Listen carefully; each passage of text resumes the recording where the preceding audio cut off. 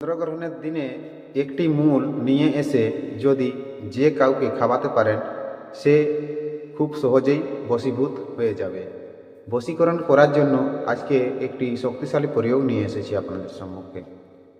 প্রিয় দর্শক, আপনারা সবাই মনোযোগ সহকারে দেখবেন, কোথাও স্কিপ করবেন না, কারণ আজকে যে শক্তিশালী প্রয়োগটি নিয়ে এসেছি এই শক্তিশালী প্রয়োগ মানে যে চন্দ্রগ্রহণে করা হয় সেই প্রয়োগটি নিয়ে এসেছি। গ্রহণে সাধন করা অনেক রকম সাধন বিধি আছে, যেগুলো গ্রহণ যখন চলে সে তখন এগুলো করতে হয়।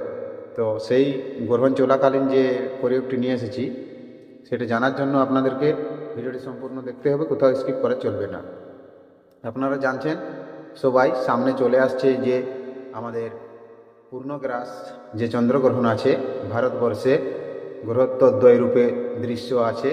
তো তার নির্দিষ্ট দিন এবং নির্দিষ্ট সময় কখন এই গাছটি মূলটি উত্তোলন করে নিয়ে আসবেন আর কেমন করে তাকে মানে যাকে বশীভূত করবেন তাকে খাওয়াবেন, তো সেই নিয়মটি জানার জন্য সম্পূর্ণ দেখবেন।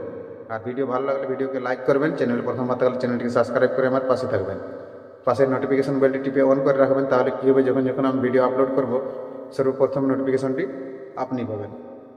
ঠিক আছে? তো আমাদের ভারতবর্ষে চন্দ্রগ্রহণ হচ্ছে পূর্ণগ্রাস, তা গ্রহণের স্থিতি জানব এবং কোন কোন রাশি এই মধ্যে প্রভাব পড়বে, রাশির উপরে কোন কোন রাশির মানুষ চন্দ্রগ্রহণ দেখতে পারবে এবং কোন মানুষ দেখতে পারবে না, এবং তার অন্যান্য যে বিধিনিষেধ আছে সেগুলো আমরা জানব।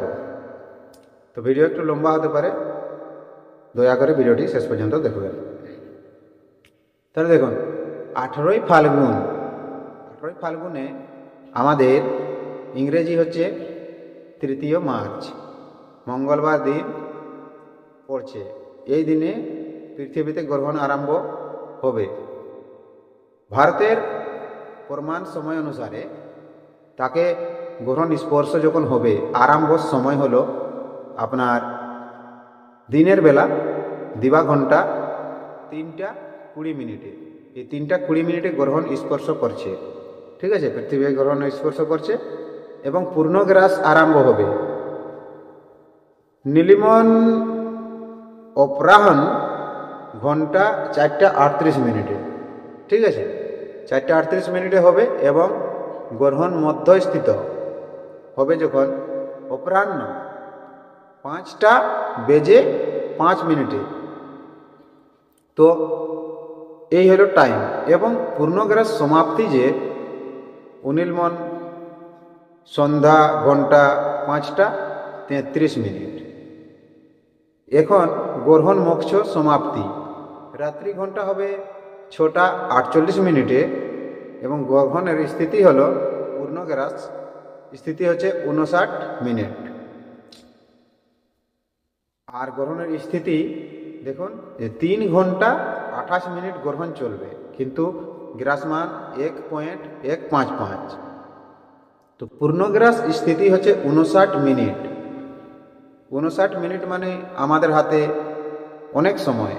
এই 59 যে গ্রহণ স্থিত মধ্য স্থিত থাকবে পূর্ণগ্রাসে, এই 59 মধ্যে এই যে বলবো আপনাদেরকে যে গাছটি আপনারা উত্তোলন করে নিয়ে আসবেন, সংগ্রহ করে নিয়ে আসবেন, সেই গাছটি এই সময়ের মধ্যে নিয়ে আসবেন। এই যে পূর্ণগ্রাস যখন স্থিত থাকবে সেই তখন 59 মধ্যে আপনি এই গাছটা নিশ্চয়ই নিয়ে আসতে পারবেন। আর নিয়ে এসে আপনি কি করবেন সেটা আমি আপনাকে বলে দিচ্ছি। ঠিক আছে? আর কোন কোন রাশির মানুষরা এটি নিয়ে আসতে পারবেন এবং করবেন তা সম্পূর্ণ জানুন, তাহলে বিস্তারভাবে না জানলে আপনারা করতে পারবেন না। দেখুন, এই যে গ্রহণের দর্শন শুভাশুভ ফল হলো মেষ, মিথুন, কর্কট, তুলা ও মীন রাশি দর্শনে শুভ। ঠিক আছে? উক্ত রাশি যদি জন্ম তারা ভরণী নক্ষত্র হয়, মেষ রাশি দর্শন নিষেধ।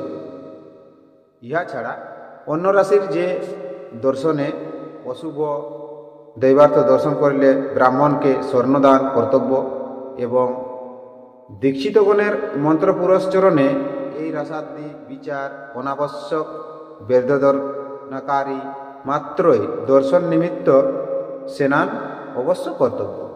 ঠিক আছে, এই হলো তার নিয়ম। আর এই সময়ের মধ্যে আপনি যেমনভাবে বললাম, যদি এই রাশির মধ্যে আপনি হন তাহলে এটি করবেন, আর যদি আপনার এই রাশি হয় না তাহলে আপনি করবেন না। কারণ সাধনটি করলে শুধু কাজ হবে না, তার অনেক রকম আরও নিয়ম আছে। তো গাছটি নিয়ে আসবেন। গাছটি এখন আমি বলে দিচ্ছি আপনাদেরকে কি গাছটি নিয়ে আসবেন। গাছটি হলো শ্বেত অপরাজিতা। শ্বেত অপরাজিতা নিয়ে আসবেন এবং খুব ভালোভাবে সেটাকে পেষণ করবেন। পেষণ করে চূর্ণ করে যে কোনো আহার বা যে কোনো দ্রব্যের মধ্যে এটি প্রভু বশীকরণ করা হয়। প্রভু, হে প্রভু দয়া করো, সেই প্রভু বশীকরণ, হে প্রভু দয়া করো, সেই প্রভু বশীকরণ করার জন্য এই প্রয়োগটি। তো ভালোভাবে বুঝেছেন, আর যদি কোথাও বুঝতে ভুল হয়েছে বা বুঝতে পারেননি নিচে কমেন্ট করবেন, করব। আর ভিডিও ভালো লাগলে ভিডিওকে লাইক অবশ্যই করবেন, আর চ্যানেলে প্রথমবার থাকলে চ্যানেলটিকে সাবস্ক্রাইব করে আমার পাশে থাকবেন। পাশের নোটিফিকেশন বেলটি টিপে অন করে রাখবেন, তাহলে কি হবে, যখন যখন আমি ভিডিও আপলোড করব সর্বপ্রথম নোটিফিকেশনটি আপনি পাবেন। তাহলে বন্ধু, দেখা হবে আবার নতুন ভিডিওতে। ততক্ষণ পর্যন্ত আপনি আপনার খেয়াল রাখবেন। নমস্কার, জোহার, ধন্যবাদ।